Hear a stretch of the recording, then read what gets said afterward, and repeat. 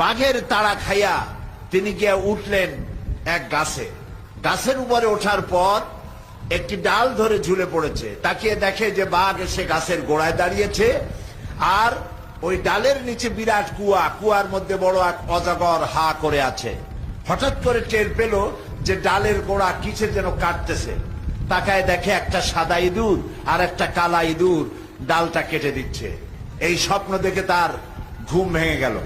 তিনি ঘুমের থেকে জেগে আল্লাহর এক অলির কাছে গিয়ে জিজ্ঞেস করলেন, হুজুর আমি তো এরকম একটা স্বপ্ন দেখলাম, এই স্বপ্নটা কি? অলিউল্লাহ বললেন, দেখো এই স্বপ্নটা আসলে স্বপ্ন না, এটা বাস্তব। আর এটা তোমার একার না, এটা সারা দুনিয়ার মানুষের। বলে কিরকম? কয় তোমার পিছনে যে বাঘে তাড়াচ্ছিল ওই বাঘটা বাঘ নাও, বাঘ হলো হযরতে মালাকুল মউত আজরাইল।